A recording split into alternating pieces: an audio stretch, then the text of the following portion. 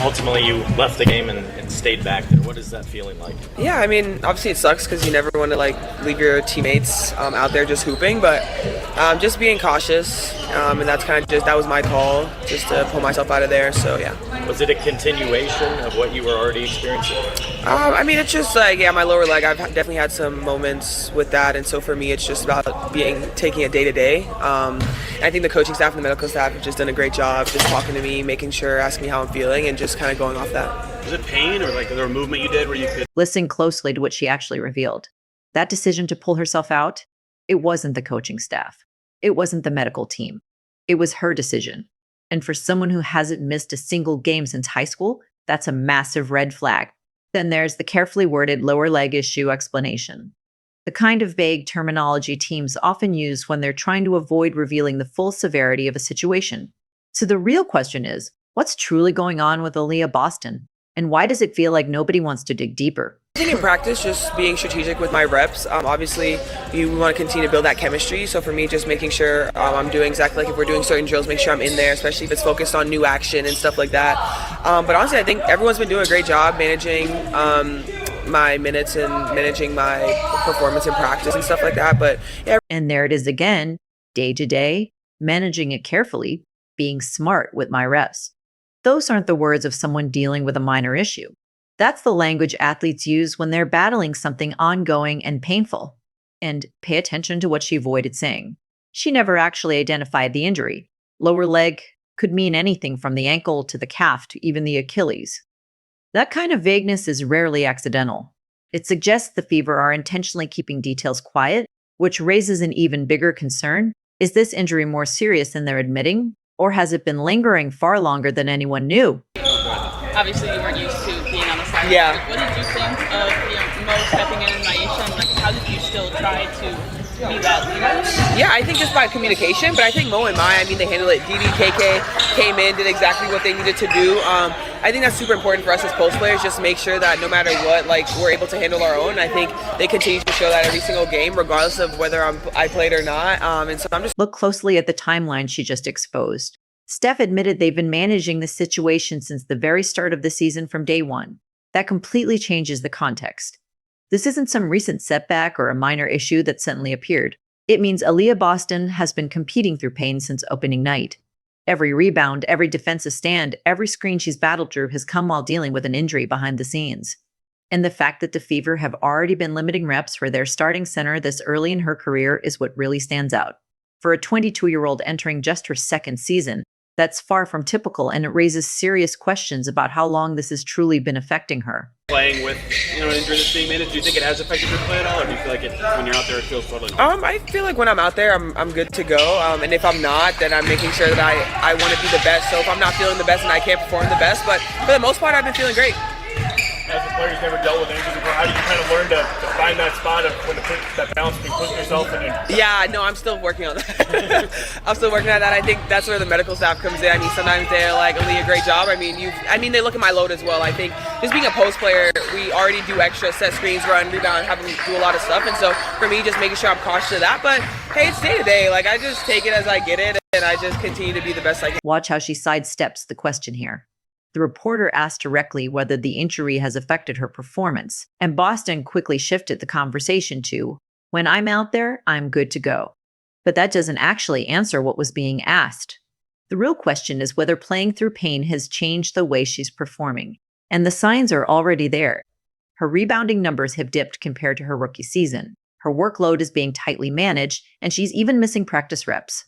For a player known for toughness, reliability, and never slowing down, those are major warning signs. We saw KK doing some defensive drills. Just how is she doing after that hit in the jaw on Sunday? She seems good to me. She's KK. She's like the Terminator. She said she's good to go. This group of forwards, or with the forwards beyond Aliyah, just what are you looking to see from them moving forward? What are you, just activity on both ends of the floor. Activity on the defensive end, being disruptive, rebounding.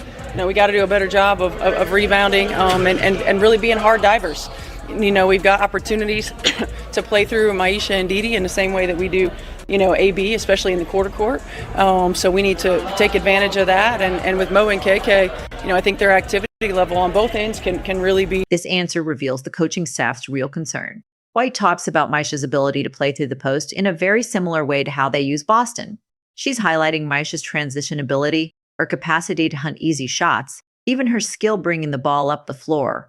Why would a coach spend as much time praising a backup's versatility unless she's preparing to rely on that backup more heavily? White is building a narrative around depth at the position because she knows Boston's availability is uncertain. A couple of passes might have surprised her early, but then she's catching on. I think it's good. Look, I mean, Maisha knows how to play. Caitlin is able to play through her in very similar ways that she's able to play through AB. And Maisha is one of those players that hunts opportunities to get easy shots. And sometimes that's in the two-man, sometimes that's drawing. Her ability to bring the ball up in transition and get into some action is helpful too. But I think they've got a great connection. This is the moment where White unintentionally reveals the bigger issue on defense. She talks about the team making progress with defensive rotations and activity, but then immediately follows it up by admitting there's still a lot of room for growth. In other words, the defense still isn't where it needs to be. And that likely points back to their defensive centerpiece not being fully healthy. What's even more telling is that she highlighted improvement over the last 2 games, which just happened to be the same stretch where Boston either missed time or played on restricted minutes. That pattern feels far too specific to ignore. Yeah, I mean, I think we've continued to progress. Obviously as coaches, we want it to be seamless, quicker. But at the same time, I think that we're improving in areas of rotation. We're improving in activity level. We still have a lot of room for growth. I felt like, we had some really good growth over the last 2 games. And It was weird. No, it was super weird for me. I was like, this doesn't even make any sense. But I mean, my teammates, they handled business. We got the dub, so it was great to just cheer them on. They played great. Hard to find high school numbers, but when's the last time you actually missed a 5-on-5 game even? I think last game was the first time probably since high school, honestly. So it's kind of crazy. But Go back and listen to that moment again. That was weird. It was super weird for me. That's Aliyah Boston describing what it felt like to be sidelined for the first time since high school. And that detail matters more than people realize.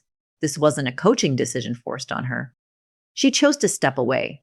She pulled herself out during Unrivaled and then made the call not to travel with the team. For someone who's built her entire reputation on toughness and availability, that says everything about how serious the discomfort may have become.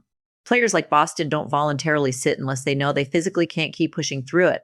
Now connect all the pieces. Boston has reportedly been managing a lower leg issue since the beginning of the season, yet the organization continues to keep the specifics vague. Lower leg can mean anything: ankle, calf, shin, even something more concerning involving the Achilles. That ambiguity feels intentional.